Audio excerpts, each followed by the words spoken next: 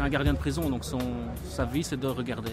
C'est de regarder pour empêcher les détenus de s'évader. C'est un type qui regarde mais que personne ne regarde.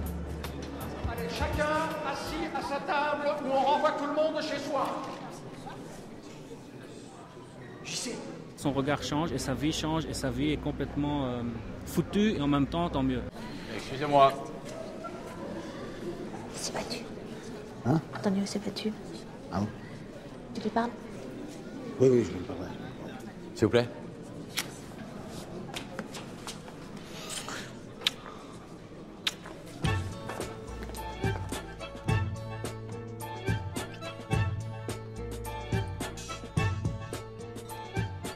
C'est un drôle de couple à 3, enfin à 4. Ma femme danse avec le gardien, tu peux croire ça? Toi, ça te fait rien, toi? Ça te fait rien qu'elle soit en train de danser le tango avec le gardien? Ben moi, ça me dépasse, si je suis pas fou quand même. Pourquoi t'as jamais voulu arrêter? Pourquoi t'as jamais voulu arrêter le tango? Pourquoi t'as jamais voulu t'y mettre, toi? Pourquoi? Tout converge à la femme, à le personnage d'Anne. Je me suis dit, mais c'est qui cette femme? Moi j'ai l'impression qu'Alice c'est une femme qui vit les choses presque quelque part au jour le jour, justement sans trop se poser de questions, ce qui peut aussi être un problème. Et effectivement elle a un peu borderline quoi, par rapport aux limites elle est un peu comme ça. Et là il y a 3 hommes qui tournent et la question se pose sur elle. Mais elle peut aimer tous les 3? Ah ben, c'est quoi ça? Tu le dis pas à Fernand? Quoi? Il est au cours de tango. Le gardien?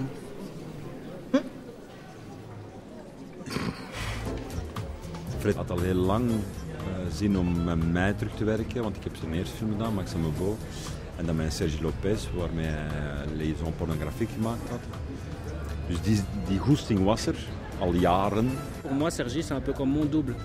Yann aussi, c'est une partie de moi aussi. Et François Damien, c'est un mec que j'ai adoré depuis le début, qui me fascine, qui est complètement bizarre et très paradoxal, fragile, drôle.